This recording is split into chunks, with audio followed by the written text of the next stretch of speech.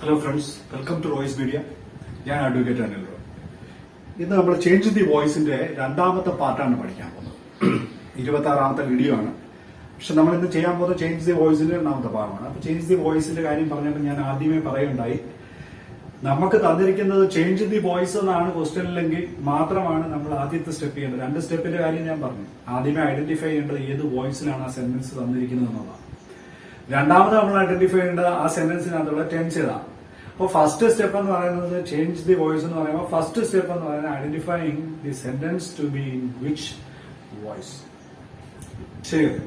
അപ്പോ നമുക്കറിയാം, മിക്കവാറും 95% ഓൾമോസ്റ്റ് 95% ക്വസ്റ്റ്യൻസ് നമുക്ക് സാധാരണ change into the passive എന്ന് പറഞ്ഞായിരിക്കും. അപൂർവം ചിലതൊക്കെ ചേഞ്ച് ഇൻ ടു ആക്റ്റീവ് എന്ന് പറഞ്ഞു തരും. ചേഞ്ച് ഇൻ ടു പാസീവ് എന്ന് പറഞ്ഞാൽ നമുക്കറിയാം ഏത് സെന്റൻസ് ആണ്, ആക്റ്റീവ് വോയിസ് ആണ്. അതുകൊണ്ടാണല്ലോ പാസീവിലേക്ക് മാറ്റാൻ പറഞ്ഞത്. ചേഞ്ച് ഇൻ ടു ആക്റ്റീവ് എന്ന് പറഞ്ഞു കഴിഞ്ഞാൽ നമുക്കറിയാം അതെന്താണ്, പാസീവ് വോയിസ് ആണ്. അതുകൊണ്ട് എന്താ എഴുതാൻ പറഞ്ഞിരിക്കുന്നത്, ആക്റ്റീവ് വോയിസിലേക്ക് മാറ്റാൻ പറഞ്ഞത്. അപ്പൊ ആക്റ്റീവ് എന്ന് പറഞ്ഞാൽ ആക്റ്റീവ് വോയിസ് വന്നിരിക്കുന്നെങ്കിൽ പാസീവിലേക്കും, പാസീവ് ആണ് വന്നിരിക്കുന്നത് ആക്റ്റീവിലേക്കുമാണ് മാറ്റേണ്ടത്. അപ്പൊ ആ ക്വസ്റ്റ്യൻ വായിക്കുമ്പോൾ തന്നെ നമുക്കറിയാം സെന്റൻസ് ആക്റ്റീവ് ആണോ പാസീവ് ആണോ എന്നുള്ളത്. പക്ഷേ ചേഞ്ച് ദി വോയിസ് എന്ന് പറയുമ്പോൾ അത് അറിയാൻ പറ്റില്ല. അതുകൊണ്ടാണ് ഫസ്റ്റ് സ്റ്റെപ്പ് നമ്മൾ അത് എങ്ങനെയാണ് ഐഡന്റിഫൈ ചെയ്യുന്നത് നമുക്ക് കഴിഞ്ഞ ക്ലാസ്സിൽ പഠിച്ചത്. ആർക്കെങ്കിലും സംശയം ഉണ്ടെങ്കിൽ ആ വീഡിയോ വീണ്ടും കാണാവുന്നേ ഉള്ളൂ.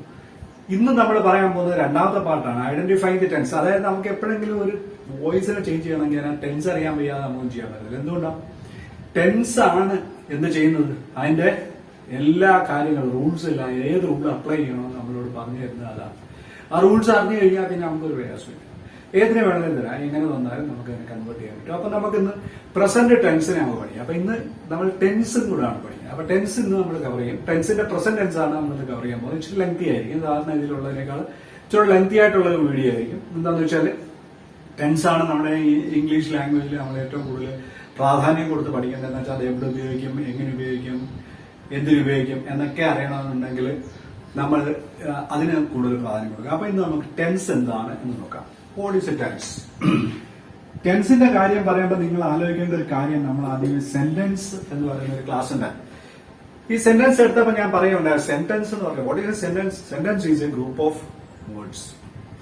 വേർഡ്സിന്റെ കൂട്ടങ്ങളെയാണ് നമ്മൾ ഈ സെന്റൻസ് എന്ന് വിളിക്കുക. പക്ഷേ സെന്റൻസിന്റെ വേർഡ്സിന്റെ ഗ്രൂപ്പിന് നമ്മൾ ഒരിക്കലും നമ്മൾ സെന്റൻസ് എന്ന് പറയില്ല. പക്ഷെ അതിനകത്ത് ഒരു കാര്യം ഉണ്ടായിരിക്കണം. എന്താണ്?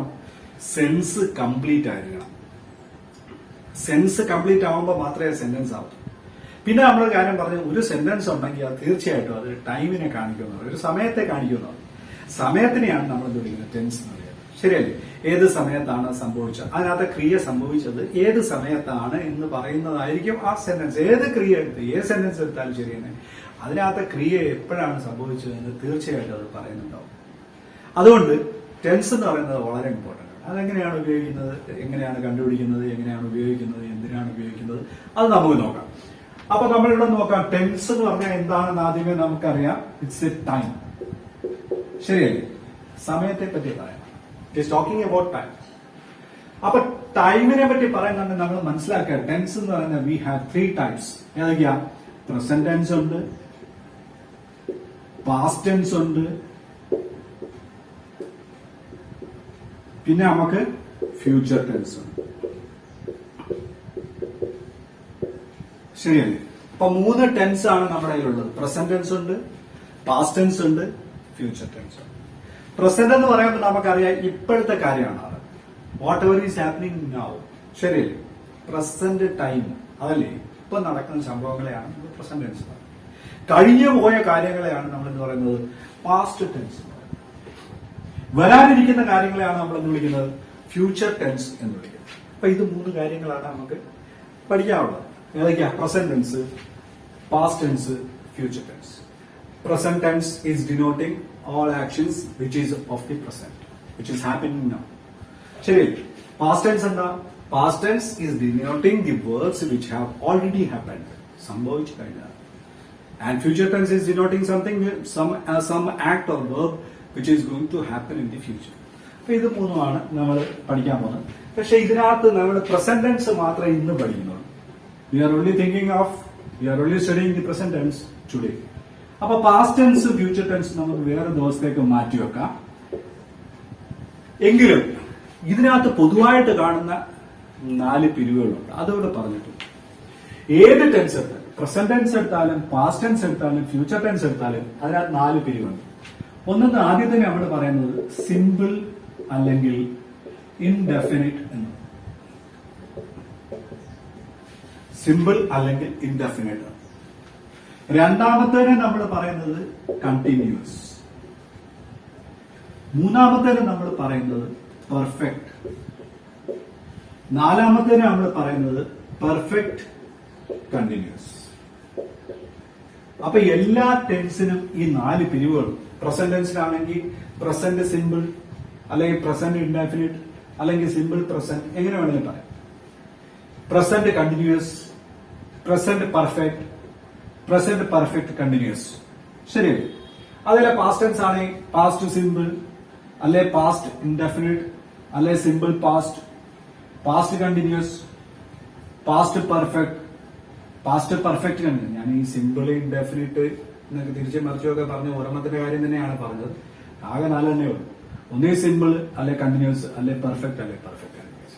ഇതിങ്ങനെ 2 തരത്തിലൊക്കെ പറയാറുണ്ട് എന്ന് ഞാൻ പറഞ്ഞേ ഉള്ളൂ. പ്രസന്റ് സിമ്പിൾ എന്ന് പറയും, സിമ്പിൾ പ്രസന്റ് ഇൻഡെഫിനിറ്റ് എന്ന് പറയും, സിമ്പിൾ പ്രസന്റ് എന്നൊക്കെ പറയാറുണ്ട്. അതെല്ലാം ഒന്ന് തന്നെയാണ്. അത് കഴിഞ്ഞാൽ പിന്നെ പ്രസന്റ് പാസ്റ്റ് പെർഫെക്റ്റ് കണ്ടിന്യൂസ്. അതല്ല ഫ്യൂച്ചറിന്റെ ആയാലും future simple, future continuous, future perfect, future perfect continuous.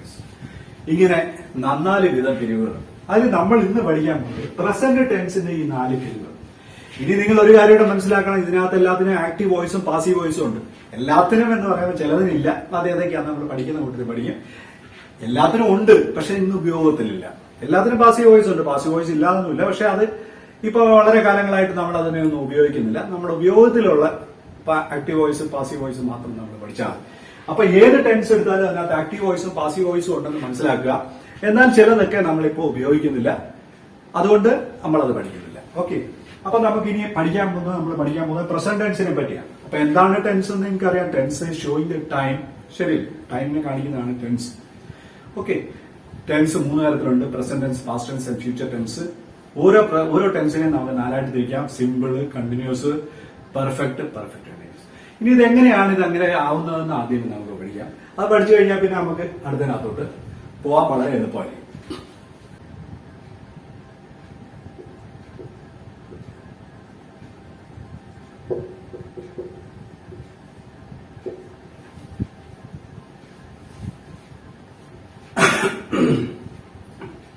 അപ്പൊ നമ്മളിന്ന് പഠിക്കാൻ പോകുന്ന പ്രസന്റ് ടെൻസ് ആണ്. നമ്മൾ കഴിഞ്ഞ ക്ലാസ്സിൽ നമ്മൾ പറയുണ്ടായി പ്രസന്റ് ടെൻസിൽ നമ്മൾ ഉപയോഗിക്കുന്നത് ഏതൊക്കെയാണ്? 7 ഓക്സിലറീസ് ആണ്. 7 ഓക്സിലറീസ് ആണ് നമ്മൾ മൊത്തത്തിൽ പ്രസന്റ് ടെൻസിൽ ഉപയോഗിക്കുന്നത്. അപ്പൊ ഈ പ്രസന്റ് ടെൻസിൽ നമ്മൾ ഇത് ഉപയോഗിക്കുന്നുണ്ടേ, നമ്മൾ ഈ 7 എണ്ണം ഉപയോഗിക്കുന്നുണ്ടെ അത് ഏതൊക്കെയാണെന്ന് നോക്കാം. Is, am, are, does, do, has, have. ഈ 7 എണ്ണമാണ് പ്രസന്റ് ടെൻസിൽ ഉപയോഗിക്കുന്നത്. അപ്പൊ ഏതെങ്കിലും ഒരു സെന്റൻസിൽ ഈ 7 എണ്ണത്തിൽ ഏതെങ്കിലും ഒന്ന് ഉപയോഗിച്ച് കണ്ടാല് നമുക്ക് അന്നേരം അറിയാം അത് പ്രസന്റ് ടെൻസ് ആണ്. ഇത് നമ്മൾ 1-2 എക്സാമ്പിൾ കഴിഞ്ഞ ദിവസം നോക്കുകയും ചെയ്താണ്. പക്ഷെ ഞാനിപ്പോ എക്സാമ്പിൾ പറയുന്നതിന് മുമ്പ് നിങ്ങൾക്ക് വേറെ ചില കാര്യങ്ങളാണ് പറയുന്നത്. ആദ്യമായിട്ട് ഞാൻ പറയണ്ടായി, ഇത്രയാണ് പ്രസന്റ് ടെൻസിൽ ഉപയോഗിക്കുന്ന ഓക്സിലറീസ്. പക്ഷെ ഞാൻ പറഞ്ഞ പ്രസന്റ് ടെൻസിനകത്തായാലും അതിനകത്ത് 4 പിരിവുണ്ട്. ഏതൊക്കെയാ 4 പിരിവുകൾ? സിമ്പിൾ ഉണ്ട്, കണ്ടിന്യൂസ് ഉണ്ട്, പെർഫെക്റ്റ് ഉണ്ട്, പെർഫെക്റ്റ് കണ്ടിന്യൂസ്. ഇത് 4 നിങ്ങൾ ആദ്യമേ മനസ്സിലാക്കണം എങ്ങനെയാണ് ഇത് വരുന്നത്. അതൊക്കെ പഠിച്ചു കഴിഞ്ഞാൽ പിന്നെ ബാക്കി പറയാൻ നമുക്ക് വളരെ ഈസിയാണ്. അപ്പൊ നോക്കാം. ആദ്യമേ നമ്മൾ പഠിക്കാൻ പോകുന്നത് സിമ്പിളാണ്. ആദ്യത്തെ സിമ്പിളാണ്. സിമ്പിൾ നമ്മളിപ്പോ ഒന്നും പറയുന്നത്. സിമ്പിൾ എന്ന് പറയുന്ന സാധനത്തിന് നമ്മൾ ലാസ്റ്റ് പഠിക്കാം. വേറെ ഇതൊന്നും അല്ലെങ്കിൽ പിന്നെ സിമ്പിളാണ് എന്ന് പറയാം. അതായത് ഇച്ചിരി എളുപ്പമാണ്. അപ്പൊ നമുക്ക് അടുത്ത കണ്ടിന്യൂസ് പഠിക്കാം. സിമ്പിൾ വളരെ പെട്ടെന്ന് പഠിച്ചിരുന്നു അല്ലേ? അപ്പൊ അടുത്ത നമുക്ക് കണ്ടിന്യൂസ് പഠിക്കാം. കണ്ടിന്യൂസ് ആണെങ്കിൽ അവിടെ ING ഉണ്ടായിരിക്കും. എവിടെ ഉണ്ടായിരിക്കും? ഒന്നുകിൽ വെർബിന്റെ കൂടെ ഉണ്ടായിരിക്കും, അല്ലെങ്കിൽ ബിയുടെ കൂടെ ഉണ്ടായിരിക്കും. അദ്ദേഹം പറഞ്ഞത് കണ്ടിന്യൂസ് എന്ന് പറയുന്നത് ഒരു സെന്റൻസ് കണ്ടിന്യൂസിലാണെങ്കിൽ അവിടെ ING ഉണ്ടായിരിക്കും. ING എവിടെ ഉണ്ടായിരിക്കും? ഒന്നുകിൽ വെർബിന്റെ കൂടെ ഉണ്ടായിരിക്കും, അല്ലെങ്കിൽ ബിയുടെ കൂടെ ഉണ്ടായിരിക്കും.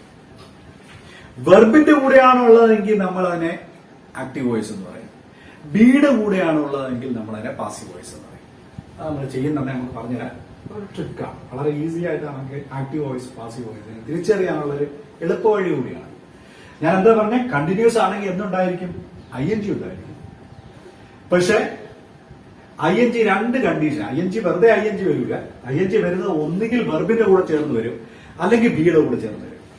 വെർബിന്റെ കൂടെയാണ് ചേർന്ന് വരുന്നതെങ്കിൽ അത് ആക്റ്റീവ് വോയിസ് ആയിരിക്കും. ബിയുടെ കൂടെയാണ് ചേർന്ന് വരുന്നതെങ്കിൽ അത് പാസീവ് വോയിസ് ആയിരിക്കും. ഓക്കെ, അപ്പൊ നമ്മൾ കണ്ടിന്യൂസിനെ കണ്ടാൽ തിരിച്ചറിയാം. എക്സാമ്പിൾസ് ചെയ്യാൻ നമുക്ക് അതിനകത്ത് ബുദ്ധിമുട്ടൊന്നുമില്ല, ഞാനിപ്പോ പറയുന്നത്. അടുത്ത നോക്കാം, പെർഫെക്റ്റ്. പെർഫെക്റ്റിനകത്താകുമ്പോ നമ്മൾ പറയുന്നത് എന്താണെന്ന് വെച്ചാൽ has or have or had, ഇത് മൂന്നിൽ ഏതെങ്കിലും ഒന്നാണ്. ഹാസ് അല്ലെ ഹാവ് അല്ലെങ്കിൽ ഹാഡ്. ഇതിപ്പോ ഞാൻ പ്രസന്റ് ഹാഡ് എന്ന് പറയുമ്പോൾ ഇത് എവിടെയാണ് ഉപയോഗിക്കുന്നത്? പാസ്റ്റ് ടെൻസിലാണ്. പക്ഷെ ഞാൻ ഇവിടെ പറയുന്ന പാസ്റ്റ് ടെൻസ് കാര്യമല്ല പറയുന്നത്, എല്ലാവരുടെയും കൂടെ പൊതുവായിട്ട് പറയുന്നത്. ഏത് കാര്യത്തിൽ, ഏതിന്റെ ആയാലും, പ്രസന്റിന്റെ ആയാലും, പാസ്റ്റിന്റെ ആയാലും, ഫ്യൂച്ചറിന്റെ ആയാലും, ഏതിന്റെ ആയാലും അതിനകത്തുള്ള കാര്യം പറയുന്നത്. സിമ്പിൾ ആണെങ്കിൽ എങ്ങനെ ഇരിക്കും, കണ്ടിന്യൂസ് ആണെങ്കിൽ എങ്ങനെ ഇരിക്കും, പെർഫെക്റ്റ് ആണെങ്കിൽ എങ്ങനെ ഇരിക്കും, പെർഫെക്റ്റ് കണ്ടിന്യൂസ് ആണെങ്കിൽ എങ്ങനെ ഇരിക്കും എന്നുള്ളത് കൊണ്ടാണ് ഞാൻ പറയുന്നത്. പെർഫെക്റ്റ് ആവണം, ശ്രദ്ധിച്ചിരിക്കുക. പെർഫെക്റ്റ് ആവണം, അത് ഏത് പെർഫെക്റ്റും ആയിക്കോട്ടെ. ചിലപ്പോൾ പ്രസന്റ് പെർഫെക്റ്റ് ആയിരിക്കും, ചിലപ്പോൾ പാസ്റ്റ് പെർഫെക്റ്റ് ആയിരിക്കും, അല്ലെങ്കിൽ ഫ്യൂച്ചർ പെർഫെക്റ്റ്, ഏത് പെർഫെക്റ്റും ആയിക്കോട്ടെ. പെർഫെക്റ്റ് എന്ന് പറഞ്ഞാൽ നമുക്കിത് മൂന്നെണ്ണം വേണം. ഒരു സെന്റൻസിനകത്ത് ഇത് മൂന്നിൽ ഏതെങ്കിലും ഉപയോഗിച്ചിട്ടുണ്ടെങ്കിൽ അത് പെർഫെക്റ്റ് ടെൻസ് ആകാം. ആണെന്നല്ല ഞാൻ പറഞ്ഞു. സെന്റൻസ് ഞാൻ പറഞ്ഞ it can be, it is എന്നല്ല പറഞ്ഞ ഇറ്റ് ക്യാൻ ബി, അങ്ങനെ ആകാം. ഏത് ഹാസോ ഹാവോ ഹാഡോ ഒരു സെന്റൻസിൽ കണ്ടാല് അത് പെർഫെക്റ്റ് ടെൻസ് ആകാം. ശരി, അപ്പൊ നിങ്ങൾ ഉടനെ നോക്കണം അതിന്റെ കൂടെ എന്താണ് ഉപയോഗിച്ചിരിക്കുന്നത് നോക്കണം. അതിന്റെ കൂടെ ഒരു പാസ്റ്റ് പാർട്ടിസിപ്പിൾ ഉപയോഗിച്ചിട്ടുണ്ടെങ്കിൽ, ഒരു പാസ്റ്റ് പാർട്ടിസിപ്പിൾ ഉപയോഗിച്ചിട്ടുണ്ടെങ്കിൽ, അപ്പൊ അടുത്ത കണ്ടീഷൻ പറഞ്ഞെന്താ?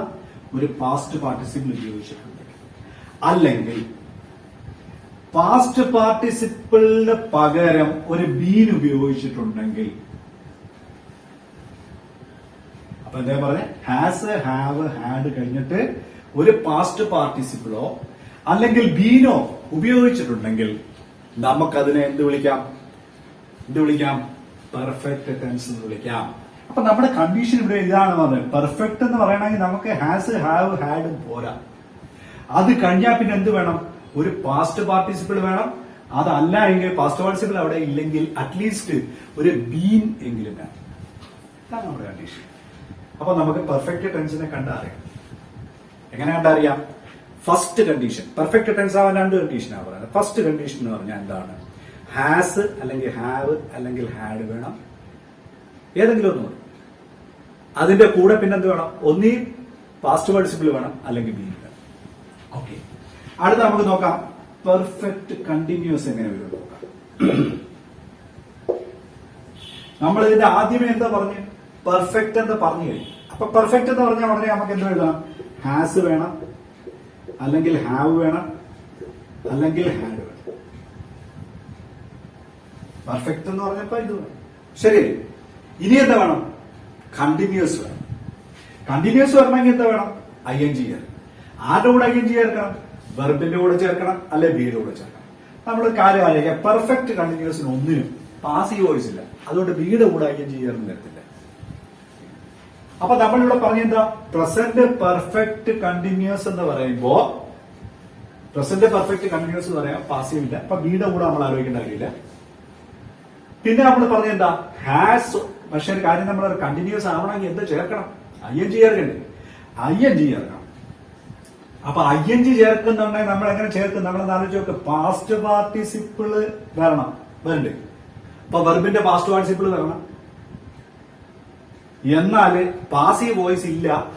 പാസീവ് വോയിസ് ഉണ്ടായിരുന്ന ബിയുടെ കൂടെ ING ചേർത്താൽ പാസീവ് വോയിസ് ഇല്ല, ആക്റ്റീവ് വോയിസിന് അത് മാത്രമേ ഉള്ളൂ. അപ്പൊ ആക്റ്റീവ് വോയിസ് എന്ന് പറയുമ്പോൾ നമുക്കറിയാം, ആക്റ്റീവ് വോയിസിൽ എപ്പോഴും ING ഏതിന്റെ കൂടെ തന്നെ വരണം?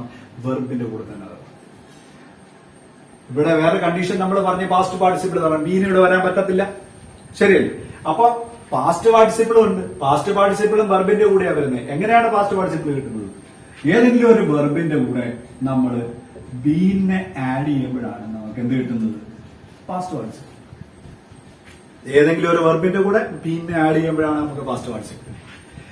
അപ്പോ നമുക്കറിയാം ഹാസ്, ഹാവ്, ഹാഡ് കഴിഞ്ഞാൽ വെർബിന്റെ കൂടെ ING ചേർക്കുന്നതിന് പകരം നമ്മളിവിടെ എന്ത് ചേർത്താൽ മതി? ഒരു ബീനെ ചേർത്താൽ മതി. അപ്പൊ നമ്മളെന്താ പറഞ്ഞ ഹാസ്, ഹാവ്, ഹാഡ് കഴിഞ്ഞിട്ട് പാസ്റ്റ് പാർട്ടിസിപ്പിളിനെ ചേർക്കാൻ പറ്റാത്തത് കൊണ്ട് നമ്മളെന്തെടുത്ത് ഒരു ബീനിനെ കൂടെ ചേർത്ത്. എന്തുകൊണ്ടാ? പാസ്റ്റ് പാർട്ടിസിപ്പിൾ ഓർ ബീൻ എന്നാ പറയാം. പെർഫെക്റ്റ് ടെൻസിനകത്ത് പാസ്റ്റ് പാർട്ടിസിപ്പിൾ ഓർ ബീനോ വന്നാൽ മതി. ശരിയല്ലേ? അപ്പൊ ഇവിടെ എന്താ ചേർത്ത്? നമ്മള് വെർബിന്റെ കൂടെ ING എഴുതേണ്ടത് കൊണ്ട് നമ്മളിവിടെ ബീനിനെ ഇട്ട്. മനസ്സിലായല്ലോ? അപ്പോ പാസ്റ്റ് പാർട്ടിസിപ്പിൾ എന്ന് പറഞ്ഞാൽ എങ്ങനെയാ കിട്ടുന്നത്? വെർബ് പ്ലസ് ബീൻ ആണ് കിട്ടുന്നത്. അപ്പൊ നമ്മൾ എന്താ എടുത്ത് ബീനിനെ ഇവിടെ കൊടുത്തിട്ട് വെർബിന്റെ കൂടെ എന്താ ചേർത്ത്? ING ആണ്. അപ്പൊ നമ്മൾ ING എവിടെ ചേർക്കും? വെർബിന്റെ കൂടെ ചേർക്കും. മനസ്സിലായോ? അപ്പൊ എന്താ കിട്ടി? പെർഫെക്റ്റ് കണ്ടിന്യൂസ് ആണെങ്കിൽ has or have or had ഉണ്ടായിരിക്കും. അത് കഴിഞ്ഞാൽ പിന്നെ ബീൻ ഉണ്ടായിരിക്കും. അത് കഴിഞ്ഞാൽ പിന്നെ ING ഉണ്ടായിരിക്കും. അത് ഏതിന്റെ കൂടെ ചേർന്ന് വരും? വെർബിന്റെ കൂടെ ചേർന്ന് വരും. എന്തുകൊണ്ട് വെർബിന്റെ കൂടെ ചേർന്ന് വരും? നമുക്കറിയാം പെർഫെക്റ്റ് കണ്ടിന്യൂസിനൊന്നും പാസീവ് വോയിസ് ഇല്ല. മനസ്സിലായല്ലോ? അപ്പൊ എന്തൊക്കെയാ നമ്മൾ പറഞ്ഞ പെർഫെക്റ്റ് കണ്ടിന്യൂസിനകത്ത് ഏത് വേണം? ഒന്നുകിൽ ഹാസ് വേണം, അല്ലെങ്കിൽ ഹാവ് വേണം, അല്ലെങ്കിൽ ഹാഡ് വേണം.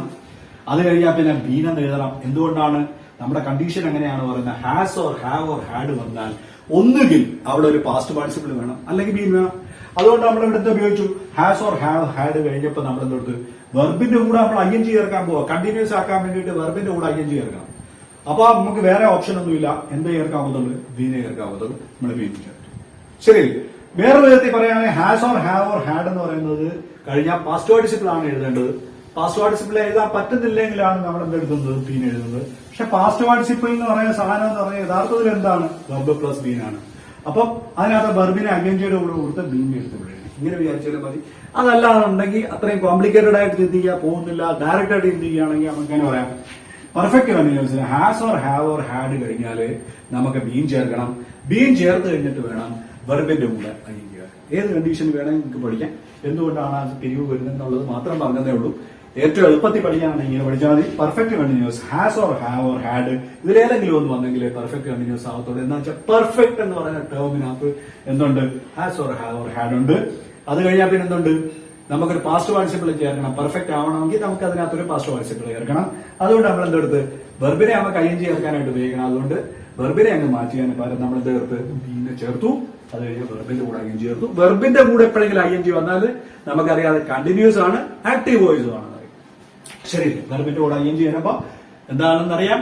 അത് കണ്ടിന്യൂസ് ആണെന്നറിയാം, ആക്റ്റീവ് വോയിസ് ആണ്. അപ്പൊ ഇവിടെ വരെയുള്ള പാർട്ടിനെ നമുക്ക് എന്ത് വിളിക്കാം? ഇവിടെ വരെയുള്ള പാർട്ട് എന്തായിരിക്കും? പെർഫെക്റ്റ് ആയിരിക്കും. ഇവിടെ നമുക്കുള്ളത് കണ്ടിന്യൂസ് ആയിരിക്കും. അപ്പൊ അതുകൊണ്ടാണ് നമ്മൾ അതിനെ വിളിക്കുക പെർഫെക്റ്റ് കണ്ടിന്യൂസ്. ഇനി പ്രസന്റ് എന്ന് പറയുന്നത് എന്തുകൊണ്ടാണ്? നമ്മൾ പറഞ്ഞത് ഏത്? ഇതിനകത്ത് ഏതെങ്കിലും ഒരു ഓക്സിലറി ഉപയോഗിച്ചിരിക്കുകയാണെങ്കിൽ നമ്മൾ അതിനെ വിളിക്കും പ്രസന്റ് എന്ന് വിളിക്കും. ശരിയല്ലേ? അപ്പൊ നമുക്കിനി പ്രസന്റ് പെർഫെക്റ്റ് ഓരോ ഇതിന്റെ ഈ കണ്ടീഷൻ ഉപയോഗിച്ച് പ്രസന്റ് നീ ഒരു കാര്യം പറയാൻ വിട്ടുപോയി.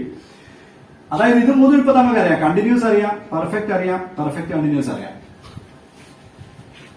അപ്പൊ ഇതൊന്നും അല്ലെങ്കിൽ പിന്നെ എന്തുമായിരിക്കും? സിമ്പിൾ ആയിരിക്കും. ഇതൊന്നും അല്ലാത്തതല്ല, സിമ്പിൾ ആയിരിക്കും. ഓക്കെ, ഇത്രയേ ഉള്ളൂ ഇതിനകത്ത് പറയാൻ. പക്ഷെ നമുക്ക് അത് റൂൾ വൈസ് എങ്ങനെയാണ് വരുന്നത് നോക്കാം. എങ്ങനെയാണ് ഐഡന്റിഫൈ ചെയ്യുന്നത് പറയാൻ വളരെ എളുപ്പമല്ല. കണ്ടിന്യൂസ് അല്ല, പെർഫെക്റ്റ് അല്ല, പെർഫെക്റ്റ് കണ്ടിന്യൂസ് അല്ല. അപ്പൊ അത് സിമ്പിൾ ആണ് എന്ന് പറഞ്ഞാൽ മാത്രം പോരല്ലോ. നമുക്ക് അതിന്റെ റൂൾസ് ആൻഡ് റെഗുലേഷൻസ് കൂടെ അറിയണ്ടേ എങ്ങനെയാണെന്ന് കാര്യം. അതെങ്ങനെയാണ് എന്ന്. ശരി, അപ്പൊ നമുക്ക് ഇനി നമ്മുടെ കാര്യങ്ങൾ പറയുന്നതിന് മുമ്പ് നമുക്ക് ഒരു കാര്യം കൂടെ ഒന്ന് പറയാം. അതായത് ഓക്സിലറീസിന്റെ കൂട്ടത്തിൽ ഡു, ഡസ്, ഡിഡ് ഇവരെ മൂന്നുപേരെ നിങ്ങളൊന്ന് മനസ്സിലാക്കിയിരിക്കുക. രണ്ട് കണ്ടീഷനിൽ മാത്രമേ ഒരു സെന്റൻസിൽ നിങ്ങൾക്ക് ഇതിനെ കാണാൻ പറ്റൂ. അല്ലാത്ത സമയത്തൊന്നും നിങ്ങൾക്ക് ഇതിനെ ഇൻഡിപെൻഡന്റ് ആയി കാണാൻ പറ്റത്തില്ല. ഒരു സെന്റൻസ് എടുത്ത് നോക്കുമ്പോൾ ആ സെന്റൻസിനകത്ത് നിങ്ങൾ തപ്പുന്നുണ്ടെങ്കിൽ ഈ സാധനം കാണത്തില്ല. ഏത്? ഡു, ഡസ്, ഡിഡിനെ കാണാൻ പറ്റും. ഡു, ഡസ്, ഡിഡ് എന്ന് പറയാൻ രണ്ട് കണ്ടീഷനിൽ മാത്രം നമുക്ക് ഇവരെ കാണാം. ഒന്നാമത്തെ കണ്ടീഷൻ അതൊരു ചോദ്യമായിരിക്കും. രണ്ടാമത്തെ കാര്യം അതൊരു നെഗറ്റീവ് സെന്റൻസ് ആയിരിക്കും. രണ്ട് കാര്യങ്ങൾ പരീക്ഷയ്ക്ക് PSCക്ക് ചോദിക്കുന്ന ചേഞ്ച് ഇൻ നെഗറ്റീവ് ചോദിക്കും. നമുക്ക് പഠിക്കാനുണ്ട്. നമ്മളെ പഠിക്കാൻ അടുത്ത ക്ലാസ് മുതൽ നമുക്ക് പ്രീവിയസ് ക്വസ്റ്റ്യൻ പേപ്പേഴ്സ് ഡിസ്കസ് ചെയ്യുക. എന്താ വെച്ചാൽ നമ്മളിപ്പോ ഗ്രാമറിന്റെ കുറെ ഭാഗങ്ങൾ നമുക്ക് ആവശ്യമുള്ള പരീക്ഷയ്ക്ക് വേണ്ടിയിട്ട് ഒക്ടോബറിൽ നമ്മുടെ PSC പരീക്ഷയാണെന്ന് എല്ലാവർക്കും അറിയാം. അതായത് ഒക്ടോബറിലെ പരീക്ഷയെ ബേസ് ചെയ്തിട്ട് നമ്മൾ ഒരു 2011 മുതൽ ഇങ്ങോട്ടുള്ള ക്വസ്റ്റ്യൻ പേപ്പേഴ്സ് ഡിസ്കസ് ചെയ്യാം. അപ്പൊ നിങ്ങൾക്ക് ക്വസ്റ്റ്യന്റെ മോഡൽ എങ്ങനെയാണെന്ന് മനസ്സിലാവും. അപ്പൊ എന്തൊക്കെ പഠിക്കണമെന്നുള്ളത് മനസ്സിലാവും. അതനുസരിച്ച് നമ്മൾ കൂടുതൽ വർക്ക് ചെയ്യുക. അതിനകത്തായിരിക്കും കൂടുതൽ വർക്ക് ചെയ്യുന്നത്. ഓക്കെ, അപ്പൊ നമ്മൾ ഈ പറഞ്ഞതിന്റെ അർത്ഥം നമ്മൾ പറഞ്ഞുകൊണ്ട് വന്നത് എന്താണെന്ന് വെച്ചാൽ 3 auxiliary.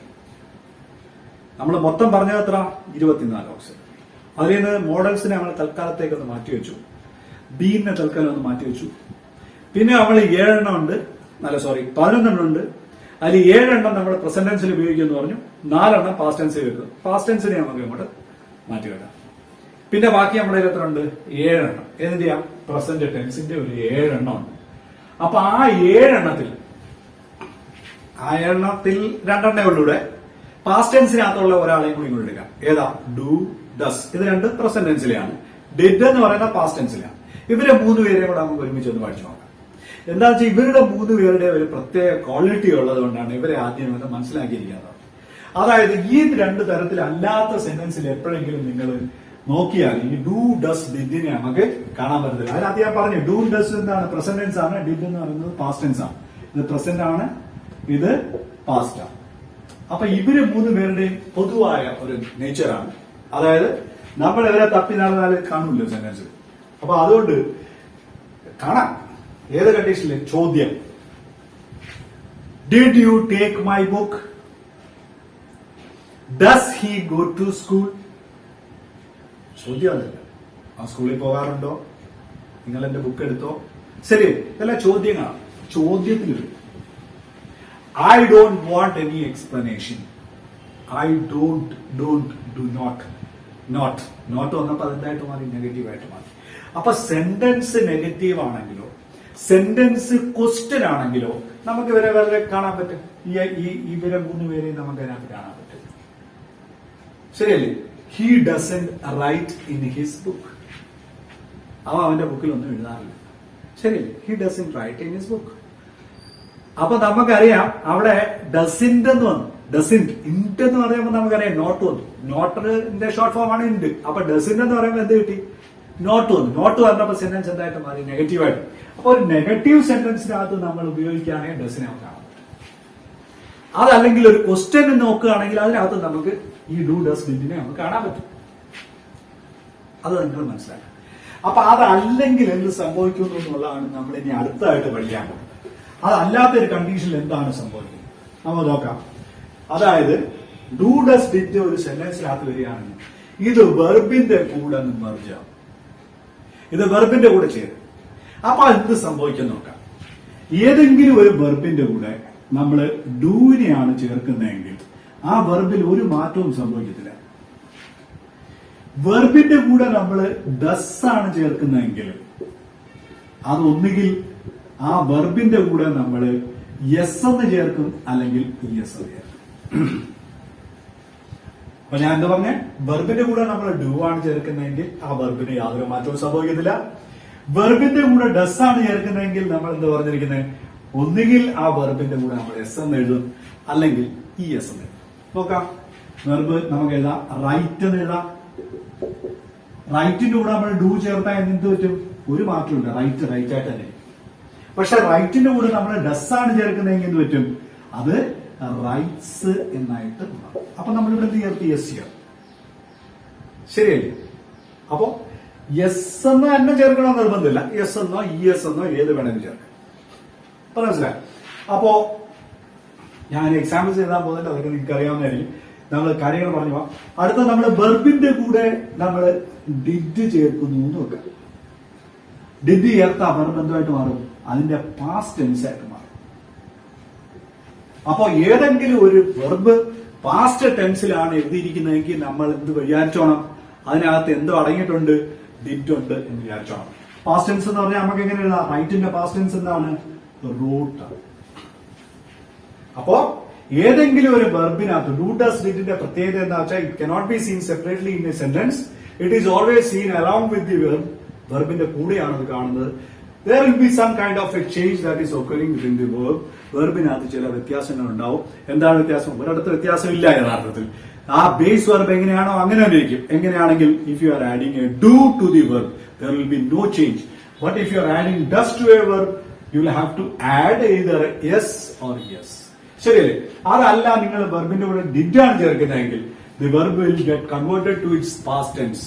Second, so if you are seeing a verb in the past tense, you must know that there is an auxiliary inside that verb, and that auxiliary is did. Okay. അപ്പൊ ഏതെങ്കിലും ഒരു വെർബിനെ നിങ്ങൾ പാസ്റ്റ് ടെൻസിൽ കാണുകയാണെങ്കിൽ നിങ്ങൾ മനസ്സിലാക്കേണ്ട കാര്യം എന്താണെന്ന് വെച്ചാല് അവിടെ ഒരു ഓക്സിലറി ഉണ്ട്, അത് ഡിഡ്. ഇനി ഒരു കാര്യം കൂടെ ഇവിടെ പറയാം, ഇതുമായിട്ട് റിലേറ്റഡ് അല്ലെങ്കിൽ ഒരു കാര്യം പറയാം. ഏതെങ്കിലും ഒരു വെർബിന്റെ കൂടെ നമ്മൾ ബീൻ ചേരുമ്പോഴാണ് നമുക്ക് എന്ത് കിട്ടുന്നത്? പാസ്റ്റ് പാർട്ടിസിപ്പിൾ കിട്ടുന്നത്. അപ്പൊ നിങ്ങൾ മനസ്സിലാക്കേണ്ട ഒരു കാര്യം, ഒരു പാസ്റ്റ് പാർട്ടിസിപ്പിളിനെ നിങ്ങൾ എപ്പോഴെങ്കിലും ബ്രേക്ക് ചെയ്താൽ, നിങ്ങൾ രണ്ടാക്കിയാൽ, അതിൽ നിന്ന് ഒരെണ്ണം എടുത്തു മാറ്റിയാൽ നിങ്ങൾക്ക് ഒരു ബീനും കിട്ടും, യഥാർത്ഥ വെർബും കിട്ടും. ഏതൊന്നിനെ എടുത്തു മാറ്റിയാൽ നിങ്ങൾ മനസ്സിലാക്കേണ്ട ഒരു കാര്യം, ഒരിടത്ത് നമ്മൾ റൈറ്റ് എന്ന് എഴുതിയിരിക്കുന്നു, വെർബിന്റെ ഒറിജിനൽ ഫോം എഴുതിയിരിക്കുന്നെങ്കിൽ നമ്മൾ അതിനെ പിരിച്ചെഴുതാൻ പറ്റും.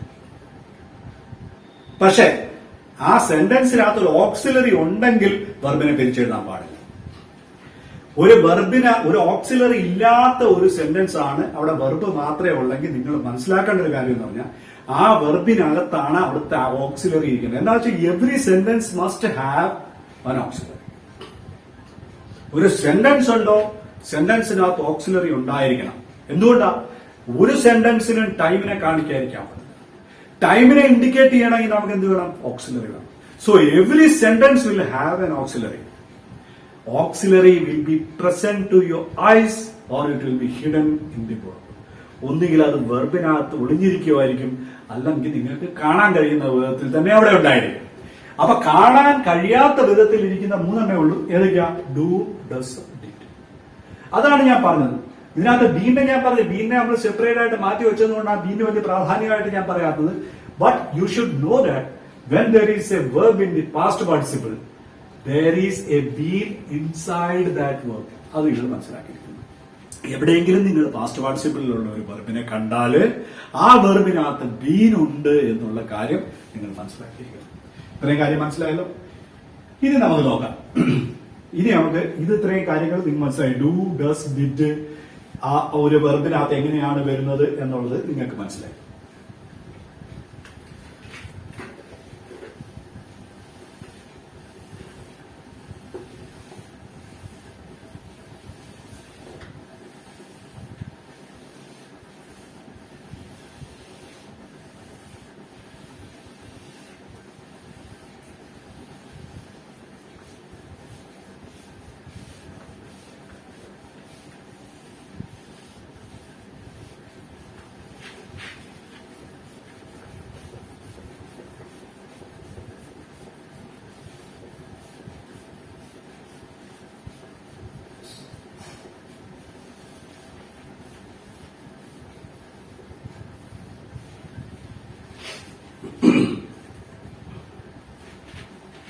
അടുത്തായിട്ട് ഞാൻ നിങ്ങൾക്ക് വേണ്ടിയിട്ട് ഒരു ടേബിൾ ഇവിടെ വരയ്ക്കാം.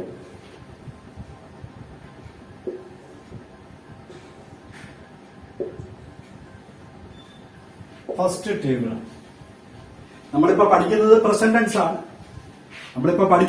ടെൻസ് ആണ്.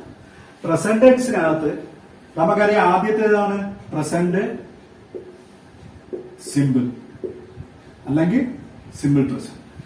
അടുത്തത് പ്രസന്റ് കണ്ടിന്യൂസ്. ഇത് രണ്ടുകൂടെ ഞാൻ ഒരുമിച്ച് എഴുതാനൊരു കാരണം, പഠിക്കുന്നതാണ് കുറെന്ന് വെച്ചാൽ, പക്ഷെ ടേബിൾ നിങ്ങളൊന്ന് ഒരുമിച്ച് എഴുതി എന്താന്ന് വെച്ചാൽ നമുക്ക് പ്രസന്റ് ടെൻസിൽ 7 എണ്ണമാണ് എന്തുള്ളത്? ഓക്സിലറീസ് ഉള്ളത്. അതായത് പ്രസന്റ് ടെൻസിൽ ഉപയോഗിക്കാൻ പറ്റുന്നത് 7 ഓക്സിലറീസ് ആണ് നമുക്കുള്ളത്. അതിൽ 5 ഓക്സിലറീസ് നമ്മൾ ഈ 2 ടെൻസിലായിട്ട് ഉപയോഗിക്കും. അപ്പോ 5 ഓക്സിലറീസിനെ നമ്മൾ ഏത് ടെൻസിൽ ഉപയോഗിച്ചു? പ്രസന്റ് ടെൻസിൽ ഉപയോഗിക്കും. പ്രസന്റ് ടെൻസിനകത്ത് തന്നെ ഏതിനകത്ത് ഉപയോഗിക്കും? സിമ്പിൾ പ്രസന്റും പ്രസന്റ് കണ്ടിന്യൂസൂടെ പഠിച്ചു തീരുമ്പോൾ നിങ്ങൾക്ക് മനസ്സിലാവും ഇതിനകത്ത് 5 ഓക്സിലറിയുടെ പരിപാടി കഴിഞ്ഞു. എന്ന് വെച്ചാൽ പ്രസന്റ് പെർഫെക്റ്റിലും പ്രസന്റ് പെർഫെക്റ്റിലും കൂടെ പെർഫെക്റ്റ് കണ്ടിന്യൂസിലൂടെ നിങ്ങൾ 2 ഓക്സിലറി ഉപയോഗിക്കുന്നത്. അപ്പൊ ആകെ 7 എണ്ണമാണ് പ്രസന്റ് ടെൻസിലുള്ള. 5 എണ്ണം നമ്മൾ എവിടെ വിട്ടു? പ്രസന്റ് സിമ്പിൾ പ്രസന്റിലും പ്രസന്റ് കണ്ടിന്യൂസിലുമായിട്ട് വിട്ടു. ശരിയല്ലേ? അപ്പൊ നമുക്ക് ഇതിനെ ആക്റ്റീവ് എന്ന് എടുക്കാം, ഇതിനെ പാസീവ് എന്ന് എടുക്കുക. ഈ റൂൾസ് ആണ് നമുക്ക് ആവശ്യം. നമുക്ക് ചേഞ്ച് ചെയ്യാൻ വേണ്ടിയിട്ട് വേണ്ടത് നമുക്ക് ഈ റൂൾസ് ആണ് വേണ്ടത്. അപ്പൊ അതെങ്ങനെയാന്ന് നോക്കാം. ഫസ്റ്റില് നമ്മൾ പറയുന്നത് എന്താണെന്ന് വെച്ചാൽ, ഇവിടെ നമ്മൾ ആക്റ്റീവിൽ ഉപയോഗിക്കുന്നതാണ് do or does. Do or ഡസിനെ നമ്മൾ എവിടെ ഉപയോഗിക്കും? Active voice. ഏതിന്റെ? സിമ്പിൾ പ്രസന്റിന്റെ ആക്റ്റീവ് വോയിസിനകത്ത് ഡു ഡസ്. അപ്പൊ 2 ഓക്സിലറിയുടെ പടക്കം തീർന്നു. ആകെ എത്ര ഉണ്ടെന്നാ പറഞ്ഞേ? 5 ഓക്സിലറി ഉണ്ട്. സിമ്പിൾ പ്രസന്റിൽ നമ്മൾ ഉപയോഗിക്കുന്ന ഡു ഡസ്. ഈ ഒറ്റ കണ്ടീഷനിൽ മാത്രമേ നമ്മൾ സിമ്പിൾ പ്രസന്റിൽ മാത്രമേ നമ്മൾ ഡു ഡസ് ഉപയോഗിക്കുന്നുള്ളൂ. ഒറ്റ കണ്ടീഷനേ ഉള്ളൂ ഡു ഡസ് ഉപയോഗിക്കാൻ. ഡു ഡസ് ഡിജിന്റെ കാര്യം ഞാൻ പറയില്ല.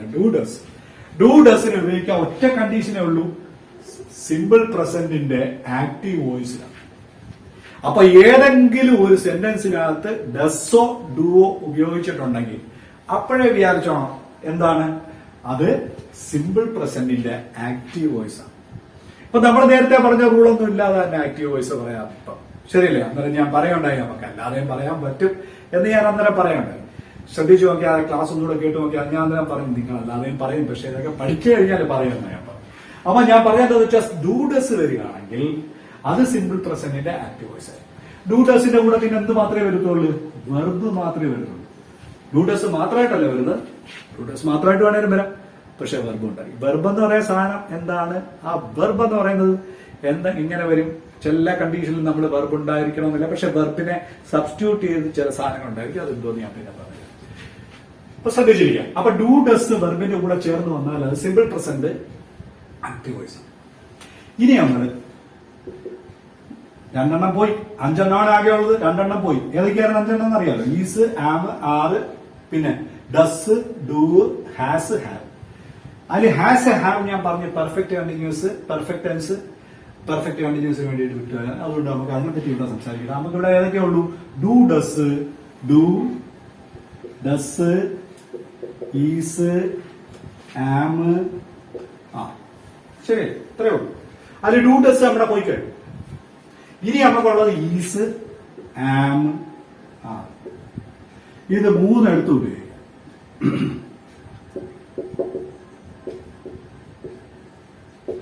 അപ്പൊ നിങ്ങൾക്ക് ഒരു കാര്യം മനസ്സിലായി.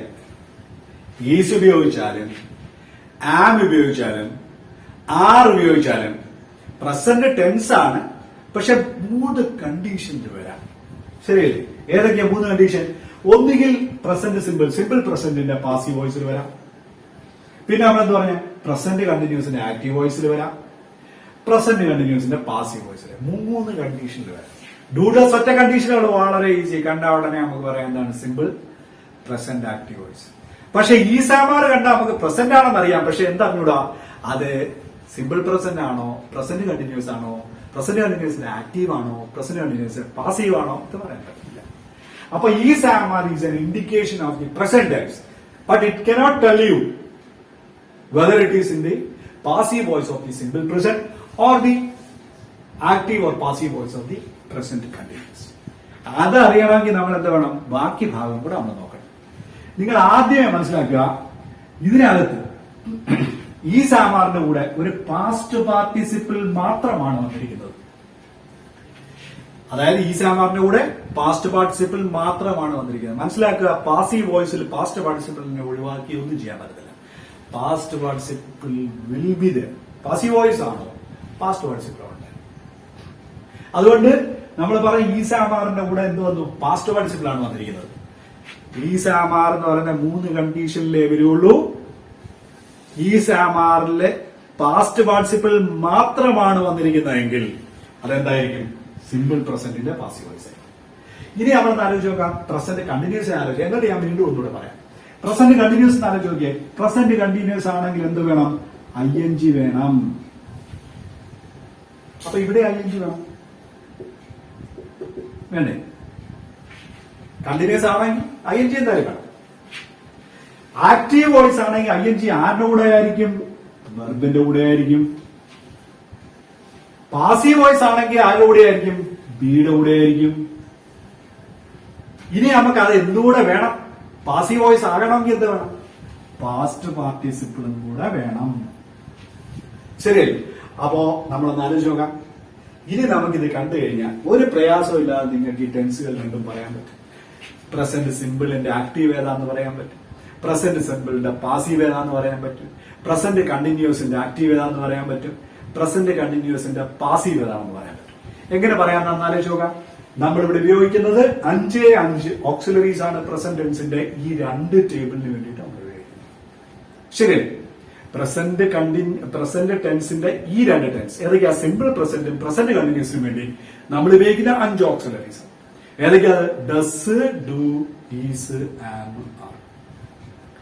അതിൽ സിമ്പിൾ പ്രസന്റിന്റെ ആക്റ്റീവ് വോയിസിൽ നമ്മൾ ഉപയോഗിക്കുന്ന ഡസ്, ഡു. ഡസ്, ഡു എന്തിന്റെ കൂടെ ചേർന്ന് വരും? വെർബിന്റെ കൂടെ ചേർന്ന്. ഡസും ഡൂവും വെർബിന്റെ കൂടെ ചേർന്ന് വരുന്നമ്മേ നമുക്കറിയാം. വെർബിന്റെ കൂടെ ഡു ചേർന്നാൽ എങ്ങനെ ഇരിക്കും? വെർബിന് ഒരു മാറ്റവും വരുത്തില്ല. വെർബിന്റെ കൂടെ ഡസ് ചേർന്നാൽ എന്തായിട്ട് മാറും?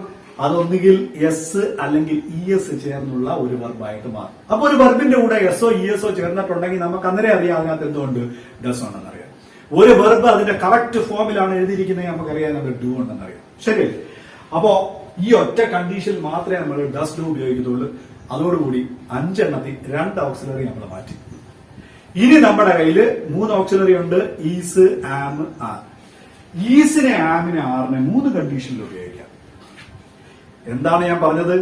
ആദ്യത്തെ കണ്ടീഷൻ ഈസ് ആമാറിന്റെ കൂടെ പാസ്റ്റ് പാർട്ടിസിപ്പിൾ വരിക. എന്തുകൊണ്ടാണ് ഞാൻ പറഞ്ഞത് പാസ്റ്റ് പാർട്ടിസിപ്പിൾ വരുമെന്ന് പറഞ്ഞത്? എന്തുകൊണ്ടാണ്? പാസീവ് വോയിസ് ആണോ പാസ്റ്റ് പാർട്ടിസിപ്പിൾ വന്നിരിക്കും. അപ്പൊ നമ്മൾ എന്തെടുത്തു? ഈസ് ആമാറിന്റെ കൂടെ എന്ത് ചേർത്തു? Past participle. ഇനി അടുത്ത കണ്ടീഷൻ നമ്മൾ പറഞ്ഞ കണ്ടിന്യൂസ് ആണെങ്കിൽ എന്ത് വേണം? ING വേണം. അപ്പൊ നമ്മൾ ഈസ് ആമാറിനോട് എന്ത് എടുത്തു? ING ചേർത്തു. ING ചേർത്തപ്പോ നമ്മൾ പഠിച്ചു ആക്റ്റീവ് ആണെങ്കിൽ ഇതിന്റെ കൂടെ ചേർക്കണം, വെർബിന്റെ കൂടെ ചേർക്കണം, വെർബ് പ്ലസ് ING. ഈസ് ആമാറിന്റെ കൂടെ നമ്മൾ എന്തെടുത്തു?